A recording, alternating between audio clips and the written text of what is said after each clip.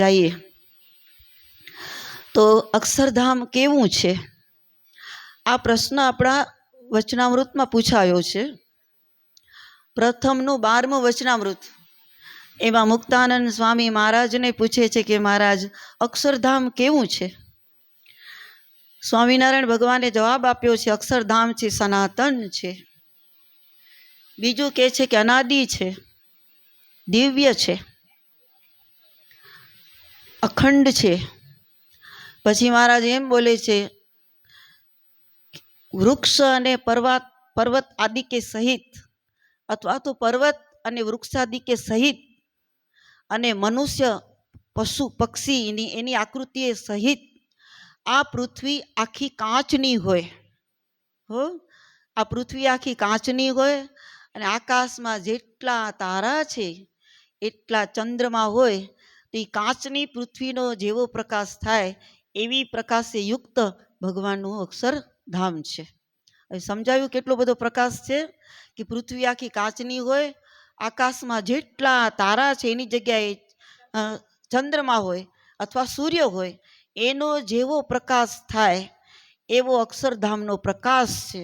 એવું જે અક્ષરધામ તેને ભગવાનનો ભક્ત છે ને એ સમાધિને વિશે દેખે છે. આવો જવાબ મહારાજે મુક્તાનંદ સ્વામીને આપ્યો છે. પ્રથમનું 12મું વચનામૃત, છેલ્લો પ્રશ્ન. હવે અમદાવાદનું 6ઠું વચનામૃત, એમાં કુબેરસિંહજી છડીદાર મહારાજને પૂછે છે કે મહારાજ બ્રહ્મપુર કેવું છે? અક્ષરધામનું બીજું નામ બ્રહ્મપુર છે. વચનામૃતની શરૂઆત જોઈએ તો જો આપણે પરથારો જોઈએ ને તો ભગવાને અક્ષરધામથી જ વચનામૃતની શરૂઆત કરી છે. પરથારામાં સૌથી પહેલું અક્ષરધામની જ વાત આવે છે અને એમાં અક્ષરધામના પર્યાયવાચી શબ્દો મહારાજ બોલ્યા છે. શ્રીજી મહારાજ કહે છે કે શ્રી ગોલોકના મધ્યને વિશે ભગવાનનું અક્ષરધામ છે. ગોલોક, ગો એટલે પ્રકાશ અને લોક એટલે સમૂહ, એટલે પ્રકાશના સમૂહના મધ્ય ભગવાનનું અક્ષરધામ છે. એટલે કે શ્રી ગોલોકના મધ્યને વિશે ભગવાનનું અક્ષરધામ છે. તે કેવું છે? તો પહેલી વાત, કોટી કોટી સૂર્ય ચંદ્ર અને અગ્નિ તે સરખું પ્રકાશમાન છે. બીજું, અને દિવ્ય છે, અત્યંત શ્વેત છે. હવે એના પર્યાયવાચી શબ્દો આવે છે, સચ્ચિદાનંદ રૂપ છે અને જેને બ્રહ્મપુર કહે છે. જે કુબેરસિંહજી છડીદારે પ્રશ્ન પૂછ્યો કે બ્રહ્મપુર કેવું છે? અક્ષરધામનું બીજું નામ છે બ્રહ્મપુર, જેને બ્રહ્મપુર કહે છે, અક્ષરધામ કહે છે, પરમપદ કહે છે, અનંત અપાર કહે છે, બ્રહ્મ કહે છે, ચિદાકાશ કહે છે, અમૃતધામ.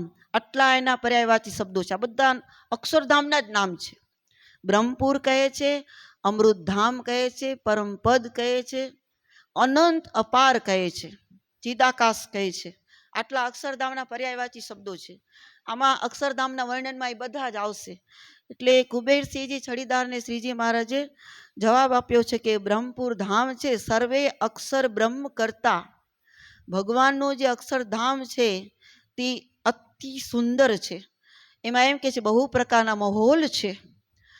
એનું વર્ણન આવશે અક્ષરધામના વર્ણનમાં. બહુ પ્રકારના મહોલ છે, બહુ પ્રકારના ગોખ છે, બહુ પ્રકારના ઝરૂખા છે, અગાસીઓ છે, બાગ બગીચા છે. આવી રીતે અત્યંત શોભાયુક્ત ભગવાનનું ધામ છે. એ ભગવાનના ધામમાં ભગવાનના ભક્તો દેહ મૂક્યા પછી જાય છે. આવો કુબેરસિંહજી છડીદારને શ્રીજી મહારાજે પ્રશ્ન પૂછ્યો છે. હવે પછી વધારે આપણે વચનામૃતમાં ઘણા અક્ષરધામની વાત આવે છે, પણ એનું વર્ણન કરશું ને ત્યારે એમાં વચ્ચે વચ્ચે જ્યારે જેવો શબ્દ આવશે એ પ્રમાણે આપણે લેતા આવશું. સૌથી પહેલું આપણે એમ ખબર જ છે કે ભગવાનને વનવિચરણ કરવા નીકળવું હતું તો પહેલાં કોને ધામમાં મૂક્યા એ ખબર છે ને તમને? હા, એટલે ભક્તિ માતાને ધામમાં મૂકવા માટે મહારાજે શું કર્યું? ના, બરાબર છે, ધર્મ જ્ઞાન વૈરાગ્ય સહિત પોતાના સ્વરૂપનું જ્ઞાન આપ્યું છે. એની માતાને માયામાંથી મુક્ત કરવા માટે ભગવાને એને જ્ઞાન આપ્યું. ને પછી જ્યારે એને ભગવાનના સ્વરૂપનું જ્ઞાન થઈ ગયું ને એટલે ઘનશ્યામ મહારાજે ભક્તિ માતાને સમાધિમાં અક્ષરધામ દેખાડ્યું છે. હવે કેવી રીતે દેખાડ્યું? તો એ ઘનશ્યામ મહારાજની પાછળ પાછળ ભક્તિ માતા અક્ષરધામમાં ચાલ્યા જાય છે. ન કહીને મળે ક્યાંથી? ન મળે ને. એ ત્યારે કાંઈ એવી ગાડી નહોતી કે આગળ બધું બતાવે કે આમ જાઓ ને આમ જાઓ, કાંઈ નહોતું. ઘનશ્યામ મહારાજની પાછળ પાછળ. આ તો અક્ષરધામની વાત છે. એટલે એની પાછળ પાછળ જાય છે ભક્તિ માતા. અને આ જે કથા છે એ વડતાલના જે આચાર્ય મહારાજ શ્રી વિહારીલાલજી મહારાજ એણે અચ્યુતાનંદ વર્ણિન્દ્રને સંભળાવી છે ને એ કથા એણે અભયસિંહ રાજાને સંભળાવી છે. એટલે એ કથા છે. એટલે શરૂઆત એમ કહે છે, વરણી કહે મન ધરી સુણ ભૂપ વાત, ચાલ્યા ગયા સુતની મૂર્તિની સાથ માત, જોયું જઈ અકળ અક્ષરધામ જ્યાય, શોભા સમસ્ત થળતી અતિ દીઠી ત્યાંય. વરણી કહે મન ધરી સુણ ભૂપ વાત, એટલે અચિંત્યાનંદ વર્ણિન્દ્ર, ભૂપ એટલે રાજા, અભયસિંહ રાજાને કહે છે કે હે રાજન, એકદમ ધ્યાનથી શાંત મનથી સાંભળજે કે અક્ષરધામ કેવું છે. ચાલ્યા ગયા સુતની મૂર્તિની સાથ માત, સુત એટલે પુત્ર, ભગવાનની મૂર્તિની સાથે સાથે ભક્તિ માતા જઈ રહ્યા છે. જોયું જ્યાં અકળ અક્ષરધામ જ્યાંય, અક્ષરધામ છે અકળ છે, કડી ન શકાય એવું છે. શોભા સમસ્ત સ્થળથી અતિ દીઠી ત્યાંય. એટલે સ્વામિનારાયણ ભગવાન આ વાત વચનામૃતમાં પણ બોલે છે. સારંગપુરનું 11મું વચનામૃત શ્રીજી મહારાજ બોલે છે કે અક્ષરધામની આગળ બીજા જે દેવતાના ધામ છે ને એને વ્યાસ ભગવાને મહાભારતના શાંતિ પર્વના મોક્ષ ધર્મમાં નરક તુલ્ય કીધા છે. કારણ કે ભગવાનની શોભાનું અતિશયપણું છે, એટલી શોભાયુક્ત ભગવાનનું ધામ છે. અને બીજું ગીતાજીનો 15મો અધ્યાય પુરુષોત્તમ યોગ, એમાં કૃષ્ણ ભગવાન અર્જુનને કહે છે કે મારું ધામ એવું છે કે જ્યાં ગયા પછી પુનરાવૃત્તિ નથી. એટલે મહારાજે પરથારામાં એના માટે સંતોએ શબ્દ મૂક્યો છે, અમૃત ધામ કહે છે. અમૃત એટલે કે જે મરે નહીં, તે મરે નહીં એટલે શું, તો એને પુનરાવૃત્તિ નથી, જન્મ મરણ નથી, એટલે એને અમૃત ધામ પણ કીધું છે. એટલે કે છે કૃષ્ણ ભગવાન અર્જુનને કે ન તદ્ભાસેતી સૂર્યોનો શશાંકો ન પાવક, યદ ગત્વા ન નિવર્તન્તે તદ્ધામ પરમમ મમ. જ્યાં પહોંચી ગયા, જ્યાં ગયા પછી કોઈને પાછા આવવું પડતું નથી. એટલે એને જન્મ લેવો પડતો નથી, એને માતાના ઉદરમાં આવતું નથી, પછી ફરીથી માતાનું ધાવણ ધાવવું પડતું નથી. એમ કે છે. એટલે શોભા સમસ્ત થળતી અતિ દીઠી ત્યાંય. હવે કેવું છે અક્ષરધામ, તો કોટાન કોટી રવિચંદ્ર તણો પ્રકાશ, ખદ્યોત તુલ્ય ન જણાય જ તેની પાસ. કોટાન કોટી કરોડ, કોટાન કોટી રવિ ચંદ્ર તણો પ્રકાશ, રવિ એટલે સૂર્ય અને ચંદ્ર એટલે ચંદ્ર, કરોડ કરોડ સૂર્યનો પ્રકાશ પણ અક્ષરધામની અંદર ખદ્યોત, ખદ્યોત એટલે તારા. તારા તો અસંખ્ય છે. આપણને ભણવામાં પણ આવતું હતું, ગણ્યા ગણાય નહીં, વીણ્યા વીણાય નહીં, તોય મારી છાબડીમાં માય નહીં. એટલે તારા અસંખ્ય છે. અને ચંદ્રમાં તો એક જ છે, એક જ ચંદ્રમાં આખા બ્રહ્માંડમાં અજવાળું કરે, એક જ સૂર્ય 14 લોકના બ્રહ્માંડમાં અજવાળું કરે, છતાં પણ કરોડ સૂર્યનો પ્રકાશ, કરોડ ચંદ્રનો પ્રકાશ. ગીતાજીમાં કહેવા પ્રમાણે ખદ્યોત એટલે કે તારા જેટલો ભગવાનના અક્ષરધામમાં દેખાય છે. તો કેટલું શોભાયમાન ભગવાનનું અક્ષરધામ હશે. એમ કે છે કોટાન કોટી રવિચંદ્ર તણો પ્રકાશ, ખદ્યોત તુલ્ય ન જણાય જ તેની પાસ, જેને સદૈવ શ્રુતિ બ્રહ્મપુરી કહે છે, મુક્તો અનંત પણ અક્ષર જ્યાં રહે છે. શ્રુતિ એટલે વેદ. જે ભગવાનના ધામને વેદોએ જેને સદૈવ શ્રુતિ બ્રહ્મપુરી કહે છે, એટલે કે એનું નામ બ્રહ્મપુર આવી ગયું. પરથારામાં પહેલાં કીધું એ બ્રહ્મપુર પણ અક્ષરધામનું બીજું નામ છે. બ્રહ્મપુર નામ શા માટે પડ્યું છે, તો જે બ્રહ્મરૂપ થાય છે એ જ અક્ષરધામમાં જઈ શકે છે. બ્રહ્મરૂપ થયા વિના અક્ષરધામમાં જઈ શકતો નથી. જેને કાંઈ પણ એમ કોઈ જાતનું અભિમાન હોય, જેમ કે આપણા આનંદાનંદ સ્વામી હતા, એણે અમદાવાદનું મંદિર બનાવ્યું. એટલે સ્વામિનારાયણ ભગવાન એના ઉપર ખૂબ જ દયા અને ખૂબ જ કૃપા. હવે મંદિર બનાવવું પહેલી જ વાર આખા વિશ્વમાં જો સ્વામિનારાયણ મંદિર બન્યું હોય તો પહેલું જ અમદાવાદનું મંદિર બન્યું છે. પહેલી વાર મંદિર કરવું ને એ સહેલી વાત નથી. મહિમા ન હોય એટલે કોઈ રૂપિયા ન દે, સેવા ન કરાવે ને મંદિર બનાવ્યું ને એટલે ભગવાન એને જ્યારે ભગવાન ભુજમાં હતા અને આનંદાનંદ સ્વામીનો અંતકાળ આવ્યો હતો, એટલે ભગવાન એને હાથ પકડી પકડીને અક્ષરધામમાં તેડી જતા હતા. ત્યાં પ્રકૃતિનો અંધકાર આવ્યો. 8મું આવરણ પ્રકૃતિનું છે. પૃથ્વી, જળ, તેજ, વાયુ, આકાશ, અહંકાર, મહત્તત્વ અને પ્રકૃતિ. એટલે પ્રકૃતિનો આવરણનો એટલું બધું અંધકાર છે કે એમાં ગુણાતીતાનંદ સ્વામીએ વાતોમાં લખ્યું છે કે 10,000 સુદર્શન ચક્ર, 10,000 સુદર્શન ચક્ર એક સાથે પ્રજ્વલિત થાય તો પણ એ પ્રકૃતિના અંધકારમાં દીવા જેટલું દેખાય, એટલું અંધકાર છે. એમાં કાંઈ સૂજે નહીં. એટલે ભગવાન એને હાથ પકડી પકડીને તેડી જતા તે અંધકારને પાર કરવા, એટલે ઉલ્લંઘવા માટે. ત્યાં એને પોતાનું બળદને નાથવાની બહુ માસ્ટરીનું અભિમાન હતું કે મને જેવું બળદને નાથતા આવડે એવું કોઈને ના આવડે. એટલે ભગવાને ઉપર એને દેખાડ્યું. ઉપર કાંઈ હોય બળદ કે કાંઈ, તો એ દેખાડ્યું છે પોતાની યોગ માયાથી કે એક ખેડૂત છે એ બળદને નાથે છે, પણ એ આમ જાય તો બળદ મોઢું આમ કરે ને આમ કરે. ઘણીવાર સુધી નાથવા માટે ટ્રાય કરે છે, પણ એ ખેડૂત બળદને નાથી નથી શકતો. આનંદાનંદ સ્વામીથી રેવાયું ને, એટલે કે લાવ લાવ તું શું કરીશ, લાવ હું કરી દઉં 1 મિનિટમાં. એમ કરીને એની પાસે લઈને કરવા માંડી ગયા. ભગવાન થઈ ગયા અદ્રશ્ય. એટલે જેને શ્રુતિ સદૈવ બ્રહ્મપુરી કહે છે. મુક્તો અનંત પણ અક્ષર જ્યાં રહે છે. અનંત કોટી મુક્તો અક્ષરધામમાં રહેલા છે. મુક્તોના 4 પ્રકાર છે. પહેલો પ્રકાર છે એ ભગવાનનું દર્શન કરે છે અને જેટલા અક્ષરધામના મુક્તો છે એનું દર્શન કરે છે. બીજો પ્રકાર છે એ ભગવાનનું દર્શન કરે છે અને ભગવાનની આજુબાજુમાં જેટલો મહામુક્તો બેઠા છે એનું દર્શન કરે છે. ત્રીજો પ્રકાર માત્ર ને માત્ર ભગવાનનું જ દર્શન કરે છે. અને ચોથો પ્રકાર છે કે એ પોતાનું અસ્તિત્વ ભૂલી જઈને ભગવાનના સ્વરૂપમાં લીન થઈ જાય છે. આ 4 પ્રકારના મુક્તો છે. હવે એવા મુક્તો બનવા માટે આપણે આલોકમાંથી જ તૈયાર થવું જોઈએ, તો થવાય, ઉहाँ જઈને નહીં થવાય. એટલે મુક્તો અનંત પણ અક્ષર જ્યાં રહે છે. એનું અક્ષર સંજ્ઞા શા માટે આપી છે? તો જે મુક્તો અખંડ ભગવાનને ધરી રહ્યા છે પોતાના હૃદયમાં, અખંડ ભગવાનને પોતાના હૃદયમાં ધારી રહ્યા છે, એવા મુક્તોને અક્ષરધામ તુલ્ય કીધા છે.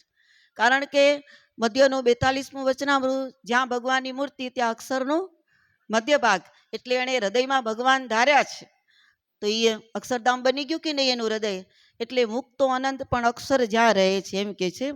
પછી કે છે જ્યાં જઈ શકે ન કદીએ પણ કાળ માયા, જ્યાં કામ ક્રોધ કદી લોભ નથી જણાયા, આનંદ યુક્ત દર્શે ગુણ સચ્ચિદાદી, જે છે અનંત અવિકારી અને અનાદિ. જ્યાં જઈ શકે ન કદીએ પણ કાળ માયા, જે અક્ષરધામમાં કાળ માયાને પ્રવેશ નથી. પછી કામ ક્રોધ લોભ આવા દોષોને પણ ત્યાં પ્રવેશ નથી. કેવી રીતે? તો જુઓ, આપણે જોઈએ તો અહીંયા વૈકુંઠ ધામની અંદર સનકાદિકો અને આનો જય વિજયનો કજિયો થયો કે નહીં, આવે છે ને વચનામૃતમાં. પછી ભગવાનને આવવું પડ્યું કે તમારા જેવા સાધુનો જો એ દ્રોહ કરે, મારો હાથ દ્રોહ કરે તો મારા હાથને હું કાપી નાખું, મારી આંખ દ્રોહ કરે તો આંખને હું ફોડી નાખું. તમારો એણે દ્રોહ કર્યો છે એટલે તમે એને શાપ આપ્યો ને, બહુ જ સારું કર્યું. એટલે ત્યાં કજિયાને સ્થાન છે, ક્રોધને સ્થાન છે. સનકાદિકો ઉપર જય વિજયે ક્રોધ કર્યો. ક્રોધ ક્યારે કરી શકે? જ્યાં ક્રોધને સ્થાન હોય એટલે ક્રોધ કરી શકે, નહીં તો કરી ન શકે. સમજાય છે? પછી અહીંયા બદ્રિકાશ્રમમાં એને સ્થાન છે. બદ્રિકાશ્રમમાં દુર્વાસા મહર્ષિએ ગઈકાલે અષાઢ સુધી એકાદશીને દિવસે બપોરના 10:30 વાગે આખી સભા ઉપર ક્રોધ કર્યો કે હું આવ્યો છું, તમે મને કોઈ જોતા નથી, મારું સન્માન કરતા નથી, જાઓ બરાબર ભરતખંડમાં મનુષ્ય દેહને ધારણ કર્યો. ગુસ્સો ક્રોધ કરીને બોલ્યા છે. એમ ધર્મદાદા કેટલું બધું કહે છે કે ભાઈ તમે આવે અમને ખબર નથી, નહીં તો અમે તમારું સન્માન કરત, ઊભા થાત, પણ મેં ખબર જ નથી, તમે શું કરીએ? તો એ કે હવે મેં શાપ આપ્યો એ મીઠા નહીં થાય, તમે જેમ જાઓ હવે મનુષ્ય દેહ ધારણ કરો. નરનારાયણ દેવ પણ એમાં આવી ગયા. એટલે ભગવાન સ્વામિનારાયણ તે અવતાર ધારણ કરીને આવ્યા. એટલે આવી રીતે ત્યાંય ક્રોધ છે. એટલે બધા ધામમાં ક્રોધને સ્થાન છે. એક ભગવાનનું જે અક્ષરધામ છે ત્યાં કામ ક્રોધ કદી લોભ નથી જણાયા. માત્ર ને માત્ર આનંદ યુક્ત દર્શે ગુણ સચ્ચિદાદી. આનંદ, આનંદ ને આનંદ જ છે. જે સચ્ચિત આનંદ, સત્ય એટલે ભગવાન સત્ય સ્વરૂપ છે, ચિત્ત એટલે ભગવાન જ્ઞાનમય છે અથવા પ્રકાશમય છે, અને આનંદ એટલે ભગવાન આનંદ રૂપ છે. ભગવાનનું આખું સ્વરૂપ છે આનંદરૂપ છે. એટલે લોહિયાના 7મા વચનામૃતમાં શ્રીજી મહારાજ બોલે છે કે આનંદમય બ્રહ્મ, મનોમય બ્રહ્મ, વિજ્ઞાનમય બ્રહ્મ એમ કે છે. પછી હવે પછીની કડીમાં કે છે જે છે અનંત, અવિકારી અને અનાદિ. અનંત છે, અવિકારી છે અને અનાદિ છે. અવિકારી એટલા માટે કીધું છે, શ્રીજી મહારાજને પ્રથમનું 39મું વચનામૃત છે. ભટ્ટ માહેશ્વર પ્રશ્ન પૂછે છે કે મહારાજ સમાધિને વિશે સર્વે લીન થાય છે, ત્યારે આકાશ કેવી રીતે લીન થાય છે? ખબર છે ને? આ છે ભટ્ટ માહેશ્વર પૂછે છે 46મું વચનામૃતમાં પૂછે છે. એના જવાબમાં શ્રીજી મહારાજ કહે છે કે જે પંચભૂતમાં આવેલું જે આકાશ છે ને એ તમોગુણમાંથી ઉપજ્યું છે. એટલે એ આકાશ છે ને એ વિકારી છે. જ્યારે ભગવાનનું જે ચિદાકાશ છે એટલે કે અક્ષરધામ એ અવિકારી છે. એટલે એને અવિકારી કીધું છે. અને અનંત શા માટે કીધું છે? તો શ્રીજી મહારાજ ભટ્ટ માહેશ્વરને સમજાવવા માટે કહે છે કે આ બ્રહ્માંડની ચારે કોરે લોકાલોક પર્વત છે. લોકાલોક પર્વત, અને તે ગઢની પેઠે રહ્યો છે. ગઢ એટલે સમજો કિલ્લો, એટલે આખો રાઉન્ડ શેપમાં ગઢની પેઠે રહ્યો છે. અને લોકાલોકથી પર અલોક છે, અલોકથી પર સપ્ત આવરણ છે, ને તેથી પર અંધારું છે, ને અંધારાને પાર પ્રકાશ છે, એને ચિદાકાશ કહીએ. જોજો આમાં જરાય ફેર નથી. બ્રહ્માંડની ચારે પાસે ચારે બાજુ લોકાલોક પર્વત છે, તે ગઢની પેઠે રહ્યો છે. લોકાલોકથી બહાર અલોક છે, અલોકથી પર સપ્ત આવરણ છે, આવરણથી પર અંધકાર છે, અને અંધકારથી પર પ્રકાશ છે, એને ચિદાકાશ કહીએ. પછી કે છે તેમજ ઉપર પણ બ્રહ્મલોક સુધી કહેલું છે. તેથી પાર સપ્ત આવરણ છે, અને તે આવરણને પાર અંધકાર છે, અંધકારને પાર પ્રકાશ છે, એને ચિદાકાશ કહીએ. તેમજ હેઠું પણ સપ્ત પાતાળ સુધી છે. એટલે અક્ષરધામનો ફેલાવો ક્યાં સુધી છે? ઉપર, હેઠે, અડકે પડકે ચારે બાજુ અંત આવતો નથી. એટલું મોટું વિશાળ ભગવાનનું અક્ષરધામ છે. એટલે કે હેઠે પણ સપ્ત પાતાળ સુધી કહીએ.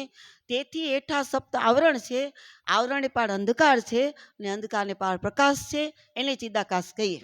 આટલી જગ્યાએ એનો ફેલાવો છે. એટલે કે છે જે છે અનંત, અવિકારી અને અનાદિ. અનાદિ એટલે જ્યારથી સૃષ્ટિનું સર્જન થયું ત્યારથી છે જ, ને હજી પણ રહેશે. જ્યારે આત્યંતિક પ્રલય થાય ત્યારે બધાનો નાશ થઈ જાય છે. પણ ભગવાનના અક્ષરધામ, અક્ષરધામમાં રહેલા મુક્તો અને ભગવાનના ગુણાનુવાદ અને જે અક્ષરધામમાં રહેલા મુક્તો ભગવાન અને ભગવાનના ગુણાનુવાદો, એનો ક્યારેય નાશ થતો નથી. જ્યારે ભાગવતજીની રચના થઈ છે એને 5245 વર્ષ પહેલાં ભાગવત રચાયું છે. અને કૃષ્ણ ભગવાન પ્રગટ નહોતા થયા એના પહેલાં ભાગવત રચાઈ ગયું છે. તો આજે પણ ભાગવતની કથા વંચાય છે કે નહીં? આપણા સંતોએ આજથી 200 વર્ષ પહેલાં કીર્તનો બનાવ્યા છે. એ કીર્તનો આજે ગવાય છે ને. એટલે ભગવાનના ગુણાનુવાદનો નાશ થતો નથી આવી રીતે. પછી અચ્યુતાનંદ વર્ણિન્દ્ર કહે છે જ્યાં જ્યોતિ રૂપ વળી ચિન્મય સર્વ ચીજો, દિશે ન પૃથ્વી પવનાદિ પદાર્થ બીજો. જ્યોતિ રૂપ વળી ચિન્મય સર્વ ચીજો. અહીંયા આપણા જો બારણા આપણે બહુ પૈસાદાર હોઈએ તો રિમોટથી કરે ને, રિમોટથી દરવાજા ખુલ્લે બંધ થાય. પણ અક્ષરધામના દરવાજા છે, બારી કે બારણા છે ને એ રિમોટથી નહીં, પણ સંકલ્પ, મનના સંકલ્પથી ખુલે છે. ભગવાન પોતાના સિંહાસન ઉપર બેઠા બેઠા સંકલ્પ કરે કે આ દરવાજા ખુલ્લો એટલે ખુલી જાય, અને બંધ થાવ તો બંધ થાય. એટલે એવા દરવાજા જ્યાં જ્યોતિરૂપ વળી ચિન્મય સર્વ ચીજો. ચિન્મય એટલે બોલતી ચાલતી. હવે એવી ચિન્મય ચીજો શા માટે છે? બારી હોય, બારણા હોય, થાંભલા હોય, જેટલું છે આખું સિંહાસન ચિન્મય એટલે કે બોલતું ચાલતું છે. એનું કારણ એ છે કોઈ મુક્ત છે એ બારીનું રૂપ ધારણ કરીને રહે છે, કોઈ દરવાજાનું રૂપ ધારણ કરે છે, કોઈ આ વેન્ટિલેશન, કોઈ સિંહાસન બને, કોઈ સિંહાસનનું છત્ર બને, કોઈ પાદુકા બને, કોઈ છડી બને, કોઈ સિંહાસનની આજુબાજુ મોર છે, પોપટ છે, એવા રૂપ ધારણ કરી અને અક્ષરધામમાં રહે છે. જેને જે ઈચ્છા હોય એ ધારણ કરીને રહી શકે છે. એ અહીંયાથી એવી તૈયારી કરીને જવું પડે. આપણે એમ થાય કે ભાઈ મને ભગવાનની પાદુકા બનવી છે તો હું ત્યાંથી આપણે અહીંયા પાદુકા જેવું નથી કરવું, એટલે ત્યાં સંકલ્પ જ ન થાય. સમજાય છે ને? જો રાવણના ભાઈ કુંભકર્ણને ઇન્દ્રાસનનું કીધું હતું તો એનાથી શું બોલાઈ ગયું? ઇન્દ્રાસનને બોલે નિદ્રાસન બોલાઈ ગયું કે નહીં? એમ આપણે અહીંયાથી કાંઈ કર્યું નથી ને આપણે એમ થાય કે હું પાદુકા બની જાઉં તો ભગવાન આખું દી મારા ઉપર ચરણ મૂકીને બેઠા હોય, પછી કાંઈ ઉપાધિ નહીં, પણ નહીં બની શકીએ. કારણ કે સંકલ્પ જ તો થાય કે આપણે અહીંયા રહીને ભગવાનના બંને ચરણ સિદ્ધ કરી લીધા છે. ચરણ સિદ્ધ કરવા એનો અર્થ કે આપણે જ્યારે જ્યારે ભગવાનનું કાંઈ પણ ભગવાન સંબંધી ક્રિયા કરીએ છીએ ત્યારે એ ચરણ યાદ આવવા જ જોઈએ. એટલે ત્રણેય અવસ્થામાં ચરણ દેખાય ને તો પાદુકા બનવાનો ત્યાં જઈને સંકલ્પ થાય, નહીં તો થાય નહીં. એટલે લખે છે આપણા અચિંત્યાનંદ વર્ણિદ્ર અભયસિંહ રાજાને કહે છે કે જ્યોતિરૂપ ચિન્મય બધી ચીજો છે, કે આ પૃથ્વી કે પવન આ પંચભૂતને કોઈ સ્થાન જ નથી. પછી તારા નહીં ઘન નહીં નહીં સૂર્ય સોમ, ત્યાં આકાશ જ નથી. પંચભૂતમાં આકાશ પણ આવી જાય, પૃથ્વી જળ તેજ વાયુ આકાશ, તો આકાશ ન હોય તો તારા અને ચંદ્ર અને સૂર્ય ને ક્યાંથી હોય? નહીં. તારા નહીં ઘન નહીં નહીં સૂર્ય સોમ, કોઈ ચીજ નથી ભગવાનને મુક્તો આનંદ આનંદ આનંદ સિવાય વાત નહીં. પછી કે છે જ્યાં દંપતિ નહીં નહીં, જ્યાં દંપતિ નહીં તથા નહીં પુત્ર માતા. આપણે આલોકમાં સ્ત્રી પુરુષ એવો ભેદ છે, જ્યારે અક્ષરધામમાં એવો કોઈ ભેદ નથી. બધા મુક્તોની 16 વર્ષની કિશોર અવસ્થા, ઓળખાય નહીં, સરખા ગયામાં આવશે, સરખા ગણાય સૌ અક્ષર મુક્ત. દેખાય કોઈ નહીં ન્યૂન વિશેષ, કારણ કે ન્યૂન વિશેષ હોય ક્યાંથી? જેણે જેટલા સદગુણો કીધા છે, સારંગપુરના 11મા વચનામૃત પ્રમાણે જેટલા સદગુણો કીધા છે એ સદગુણો બધાએ પ્રાપ્ત કરી લીધા હોય તો પછી એમાં ન્યૂન અધિક હોય નહીં ને. જો કોઈક એવી મોટી સોસાયટી બની હોય એમાં ખાલી કરોડ રૂપિયાનો જ પ્લોટ હોય, પછી જે બાંધકામ કરે એ અલગ, તો પછી જે બુદ્ધિશાળી હોય સમજી જાય કે આનો પ્લોટ જ કરોડ રૂપિયાના છે તો બાંધકામ કર્યું છે તો કેટલી, પછી એ પ્રમાણે આ લોકો કરોડોપતિ હોવા જોઈએ. કરોડોપતિ સિવાય એ સોસાયટીમાં કોઈ રહી ન શકે, સમજાય છે? રહી ન શકે. એમ બ્રહ્મરૂપ થયા વિના કોઈ અક્ષરધામમાં જઈ ન શકે. બસ જેટલા બ્રહ્મરૂપ થાય એ જ અક્ષરધામમાં જાય. બાકી જરાક ભૂલ હોય, વર્ષા ખેરને વિમાનમાં બેઠા બેઠા જરાક સંકલ્પ થયો, ખબર છે ને? વર્ષા ખેર પેથાપુરના સોરી વર્ષા ખેરને એવો સંકલ્પ થયો કે મારે દીકરીને થયા દીકરો નથી. ગોપાળાનંદ સ્વામીના શિષ્ય કેવા હશે એના શિષ્ય, તો એને પાછા ભગવાન એના દીકરીને ઘરે જ અવતાર દીધો છે, ખબર છે ને? જરાય નહીં હલાવે. આટલો સંકલ્પ થઈ જશે તો તરત જ પૃથ્વી ઉપર જન્મ દઈ દેશે. એટલે જ્યાં દંપતિ નહીં તથા નહીં પુત્ર માતા, જ્યાં કર્મના કદી ન લેખ લખે વિધાતા. હવે લેખ ને પાપ, સુખ ને દુઃખ ને પાપ ને પુણ્ય ને બધું આલોકમાં છે.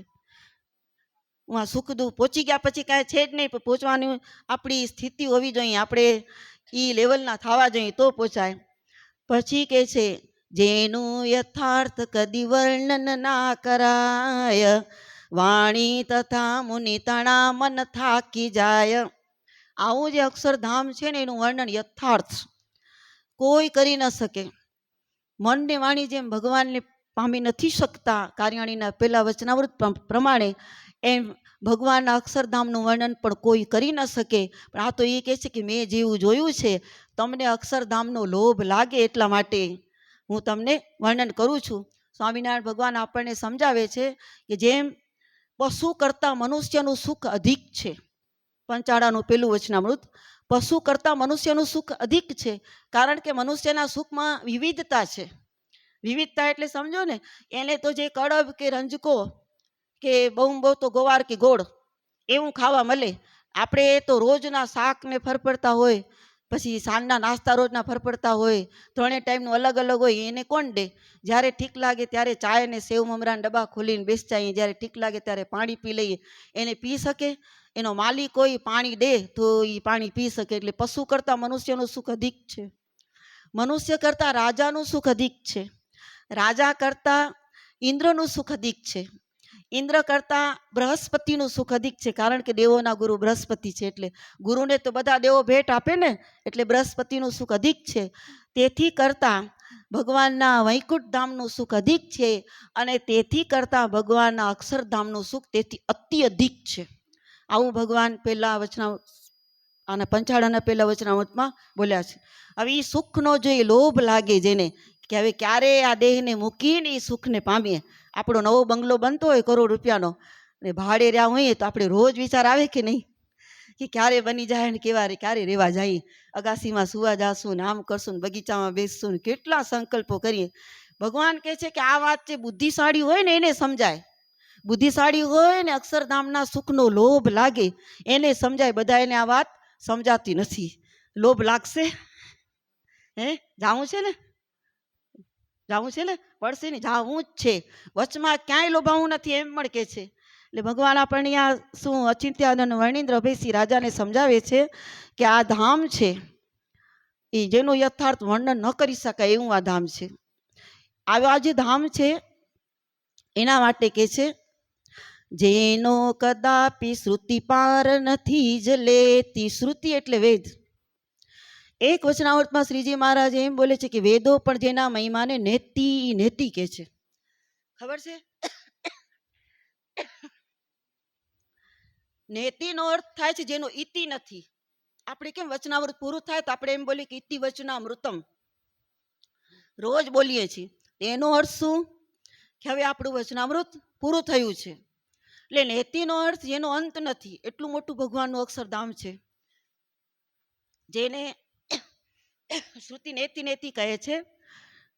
એના પછી કહે છે,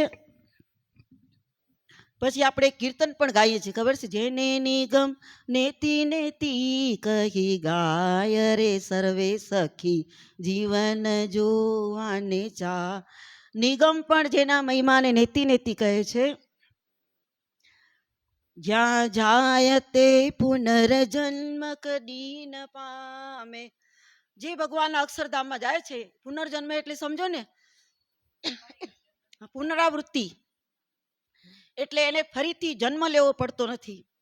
કોઈ મુક્તને સંકલ્પ થાય ને ભગવાનની ઈચ્છાથી, જેમ કે આપણા મહંત સ્વામી હોય કે બીજા વડીલ સંતો છે ને એ અક્ષરધામમાંથી આવ્યા છે. પોતાની ઈચ્છાથી નહીં, ભગવાનને એમ હોય કે એને કચ્છમાં જન્મ ધારણ કરાવું તો આખા કચ્છને સત્સંગી બનાવી દે એટલે એને મોકલાવે, બાકી એની ઈચ્છાથી નહીં. એટલે કહે છે કે ત્યાં જાય એને પુનર્જન્મ ક્યારેય થતો નથી. તે વ્યાધિ આદિ તણી બાધી ઉપાધિ વામે. ત્યાં ગયા પછી એને ત્રિવિધિ તાપ નડતા નથી. વ્યાધિ આદિ ને ઉપાધિ. વ્યાધિ આદિ ઉપાધિ. આદિ જે દેહની પીડા, કોલેસ્ટ્રોલ થાય, ડાયાબિટીસ થાય. વ્યાધિ એટલે મનની પીડા, માનસિક ટેન્શન. ઉપાધિ એટલે ચિંતા. હવે અક્ષરધામમાં કાંઈ નથી હો, અહીંયા જ છે બધું. કાંઈ પંચાયત નથી ત્યાં આગળ. એક ખાલી પહોંચાવું જોઈએ ત્યાં આગળ. તે વ્યાધિ આદિ તણી બાધી ઉપાધિ વામે. એના પછી કે છે આ અષ્ટ આવરણ પૃથ્વી પ્રમુખ્ય જે છે 1 થી 10 ગણા વધતા જ તેગ. એ 8 સર્વ મળી અંડ ગણાય એગ. તે તો તાર જ તુલ્ય, તે તો તાર જ સમાન ઉડે અનેક. આ અષ્ટ આવરણ પૃથ્વી, જળ, તેજ, વાયુ, આકાશ, અહંકાર, મહત્તત્વ અને પ્રકૃતિ, આ 8 આવરણ છે. અષ્ટ આવરણ પૃથ્વી પ્રમુખ્ય જે છે 1 થી 10 ગણા જ વધતા જ તે. પ્રથમના 51માં વચનામૃત પ્રમાણે સ્વામિનારાયણ ભગવાન કહે છે પૃથ્વી કરતા 10 ગણું જળ છે. એટલે આ પૃથ્વીનો વિસ્તાર 50 કરોડ યોજન છે. 1 યોજન એટલે 32 કિલોમીટર. એવી પૃથ્વી 50 કરોડ યોજન છે. પૃથ્વી કરતા 10 ગણું જળ છે. જ્યાં ખોદીએ ત્યાં પાણી તો નીકળે જ, પછી ભલે ઓછું વધુ નીકળે છે. અને વિજ્ઞાનમાં પણ એમ આવે છે કે પૃથ્વી છે ને જળમાં છાણાની પેટે તરે છે. ખબર છે ને? વિજ્ઞાન પણ બોલે છે. એટલે 10 ગણું જળ છે. પૃથ્વી કરતા 10 ગણું જળ છે. જળ કરતા 10 ગણું તેજ, તેજ કરતા 10 ગણું વાયુ, વાયુ કરતા 10 ગણું આકાશ, આકાશ કરતા 10 ગણું અહંકાર, અહંકાર કરતા 10 ગણું મહત્તત્વ અને મહત્તત્વ કરતા 10 ગણી છે પ્રકૃતિ. એટલે આ અષ્ટ આવરણ પૃથ્વી પ્રમુખ્ય જે છે 1 થી 10 ગણા વધતા જ તે. એના પછી કે છે એ 8 સર્વ મળી અંડ ગણાય એક. તે તો જહાર જ સમાન ઉડે અનેક. એ 8 સર્વે મળી એક બ્રહ્માંડ નું અંડ બને છે. એ ભગવાનના અક્ષરધામની આગળ રજની જેમ ઉડે છે. ને આ વાક્ય પણ સ્વામિનારાયણ ભગવાન વચનામૃતમાં બોલે છે. ભગવદાનંદ સ્વામી મહારાજને પૂછે છે કે મહારાજ, અક્ષરના એક એક રોમમાં અનંત કોટી બ્રહ્માંડો રહ્યા છે, તે કેવી રીતે રહ્યા છે? મધ્યનું 42મું વચનામૃત, પહેલો પ્રશ્ન. સ્વામિનારાયણ ભગવાન કહે છે કે પુરુષોત્તમ ભગવાનનું જે અક્ષરધામ છે તેના બે ભેદ છે. એક સગુણ ને બીજું નિર્ગુણ. અક્ષર નિર્ગુણ પડે તો અણુ કરતાં પડતી સૂક્ષ્મ છે, અને સગુણપણે તો જેટલું મોટું પદાર્થ કહેવાય એટલું મોટું છે. નિર્ગુણપણે કેવી રીતે? તો શિક્ષાપત્રીનો શ્લોક કે હૃદયને વિશે જીવ રહ્યો છે અને જીવને વિશે અંતર્યામીપણે ભગવાન રહ્યા છે. તે ભગવાન કેવા છે? તો હૃદયમાં જીવ, હવે જીવ અણુ સરખો સૂક્ષ્મ, એમાં એ ભગવાન રહ્યા છે. અને જ્યાં ભગવાન ત્યાં મધ્યના 42માં વચનામૃત પ્રમાણે જ્યાં ભગવાન ત્યાં હા અક્ષરધામ, એટલે એ જીવણો સરખો સૂક્ષ્મ, એમાં પાછા ભગવાન, તો એ અક્ષરધામ તો એ અણુ કરતાં પણ અતિ સૂક્ષ્મ, અને સગુણ રૂપે તો જેટલું મોટું પદાર્થ કહેવાય એટલું મોટું છે. જે હમણાં જ આપણે કીધું, હેઠે છે, ઉપર છે, અડકે પડકે ચારે બાજુ અંત આવતો નથી, એટલું મોટું ભગવાનનું અક્ષરધામ છે. કરોડ સૂર્યનો પ્રકાશ ન દેખાય, કરોડ ચંદ્રનો પ્રકાશ ન દેખાય, કરોડ અગ્નિનો પ્રકાશ ન દેખાય, એના પ્રમાણે સમજી શકીએ ને કે કેટલું વિશાળ હશે. એટલે અહીંયા કહે છે કે ત્યાં જે છે એવા જે અનંત કોટી બ્રહ્માંડો છે ને, એ ભગવાનના અક્ષરધામમાં રજ એટલે પરમાણુ કેમ બારીમાંથી આવતા હોય તડકો હોય ત્યારે જોયા છે ને, એના જેવા છે બધા બ્રહ્માંડો. એટલું વિશાળ અક્ષરધામ છે. શોભે તહા અમિત ચિન્મય સૌદ સારા. હવે અક્ષરધામનું સાચું વર્ણન શરૂ થાય છે. શોભે તહા અમિત ચિન્મય સૌદ સારા. અમિત એટલે માપ વગરના, મિત એટલે થોડું, અમિત એટલે માપ વગરનું ઘણું, સૌદ એટલે મહોલ. ભગવાન એક એક મુક્તને એક એક મહોલ રહેવા માટે આપે છે ને એક એક કલ્પવૃક્ષ આપે છે ધ્યાન કરવા માટે. આપણે કેમ આપણે મોટું ઘર કરીએ તો બધા દીકરાને નોખા નોખા કરી દઈએ ને રૂમ. 2 દીકરા હોય 3 દીકરા હોય તો એ ભેગા રહેવું હોય તો 3નો સમાવેશ કરીએ, 2નો સમાવેશ કરીએ, એક હોય તો 1નો સમાવેશ કરીએ. એમ મુક્તો ને એક એક મુક્તને ભગવાન એક એક મહોલ આપે છે. ને પાછા મહોલ બહુ જોરદાર હોય, જોયો ન હોય કોઈ દી સ્વપ્નમાં. અને એક એક કલ્પવૃક્ષ આપે, એના નીચે જઈને ધ્યાન કરવાનું તો મૂર્તિ દેખાય, બધી ઈચ્છાઓ કલ્પવૃક્ષ પૂરી કરે ને. એટલે કે છે શોભે તહા અમિત ચિન્મય સૌદ સારા. સૌદ એટલે મહોલ. જોતા જ મુક્ત જનને મુદ આપનારા. મુક્ત જનને મુદ એટલે આનંદ. મુક્તોને સૌદ છે ને આનંદ ઉપજાવે, જોઈને જ આનંદ, આ કેટલું સરસ છે, આમાં આપણને રહેવા મળશે, કેટલું સરસ છે. જો ઘણી વખત એવું થાય કે એક મકાન સારું હોય ને બીજું નવું કર્યું હોય ને 2 દીકરા હોય, 2ને મનમાં એમ હોય નવું મને મળે તો સરસ, અને એમ હોય કે નવું મને મળે તો સરસ. કોક જ એકદમ બુદ્ધિશાળી હોય તો એમ થાય નારના જેટલું મોટું સફાઈ કેટલી કરવી પડે, એના કરતા બરોબર છે, એમ સમજે. બધું સરખું ને એક એક જોતા જ મુક્ત જનને મુદ આપનારા. મુદ એટલે આનંદ પમાડી દે મહોલ ને, એટલો સરસ એક એક મહોલ હોય છે. પછી કે છે તે સૌદ સર્વ વળી વૈભવથી ભર્યા છે. એમાં બધી ચિન્મય વૈભવ છે. એક એકમાં બારી બારણા દરવાજા જે હોય, થાંભલા હોય, બધા ચિન્મય એટલે કે ચિન્મય વસ્તુ એટલે બોલતી ચાલતી વસ્તુથી ભરેલા એવા મહોલ છે. સ્વેચ્છાથી મુક્ત હિત શ્રી હરિએ કર્યા છે. ભગવાને પોતાની ઈચ્છાથી મુક્તો માટે આવા એક એક મહોલ બનાવ્યા છે. મુક્તોને એવી કોઈ ઈચ્છા નથી, પણ ભગવાને પોતાની ઈચ્છાથી બનાવે કે જાઓ ત્યાં બેઠા બેઠા ધ્યાન કરો, પોતપોતાના કલ્પવૃક્ષ નીચે બેસો, પોતપોતાના મહોલમાં બેસો. એના પછી હવે આપણે શું બનવું એનું આવે છે. જે મુક્ત જેમ મન માહી મનોર્થ ધારે, તેવું સ્વરૂપ નિજનું બની જાય ત્યારે. અક્ષરધામમાં જઈને જે મુક્ત જેવો સંકલ્પ કરે, સંકલ્પ કરતાની સાથે જ બની જાય કે મને સિંહાસનનો પોપટ બનવું છે, મને સિંહાસનનો મોર બનવું છે, મને ભગવાનના ચરણના કડા બનવા છે, મને ઝાંઝર બનવું છે, મને બાજુબંધ બનવું છે, મને ભગવાનનું મુગટ બનવું છે, મને ભગવાનનું છત્ર બનવું છે, મને ભગવાનનું સિંહાસન બનવું છે. જે બનવું હોય સંકલ્પ કરતાની સાથે જ બની જવાય છે. કારણ કે એને આ લોકમાંથી એવી ટિકિટ કઢાવી લીધી છે. આ વિમાનમાં જઈને બધી ટિકિટ સરખી હોય, સાચું બોલો, ન હોય ને આગળ બેઠા હોય ને વધારે રૂપિયા હોય કે નહીં? હે હા બસ, તો હા, જે મુક્ત જેમ મનમાહી મનોર્થ ધારે, તેવું સ્વરૂપ નિજનું બની જાય ત્યારે. કોઈ દેખી કૃપાળુ પ્રભુ થાય પ્રસન્ન માટે, કોઈ સજે નિજ સ્વરૂપ સુપાત્ર ઘાટે. હવે કેવા કેવા મુક્તો ત્યાં છે. કોઈક મુક્ત મણિમાણિક રૂપ થાય, એને એમ થાય કે ભગવાને મુગટ પહેર્યો છે ને, એ મુગટમાં મને બેસવું છે. એટલે કોઈ મુક્ત મણિનું રૂપ ધારણ કરીને મુગટમાં બેસી જાય. જો ડિઝાઇન હોય ને એમાં છે, આમાં જો માણેક એટલે મુગટમાં જે ડાયમંડ હોય ને માણેક હોય ને એમાં ફેર હોય, હો મણી હોય. કોઈક મુક્ત મણિમાણિક રૂપ થાય, કો કોઈક દેવ તરુ તુલ્ય તા જણાય. કોઈ એમ કે ના મને ભગવાનના કોઈ આભૂષણનું રૂપ ધારણ નથી કર્યું, દેવતરુ એટલે મને કલ્પવૃક્ષ બનવું છે. તો જેટલા મુક્તો છે બધા મારી નીચે આવીને બેસે તો મને એના ઉર્જા તો મળે ને. એટલે કોઈક દેવ તરુ તુલ્ય તહા જણાય. હવે એને કોઈ કહી ન શકે કે તું ચાકડી કેમ બન્યો, તન બનવા નહીં મળે, નહીં. સર્વે સ્વતંત્ર પરતંત્ર તા ન કોઈ. હજી એક છે ખબર, કોઈ પલંગ નવરંગ નિજાંગ પાસે, કોઈ ધ્વજા કળશ રૂપ ધરી પ્રકાશે. કોઈ ભગવાનનો પલંગ બને, એને એમ થાય કે ભગવાન આખા મારા ઉપર પોઢી જાય. પછી કોઈ ધજા બને, આ સિંહાસન ઉપર જઈને બેસ જાય. કોઈ કળશ બને કે એનાથી ઊંચું સ્થાન, એટલે કોઈ કળશ બને, કોઈ ધજા બને, કોઈ પલંગ બને. કોઈ ધરે સુરથ કે ગયા હાથી રૂપ.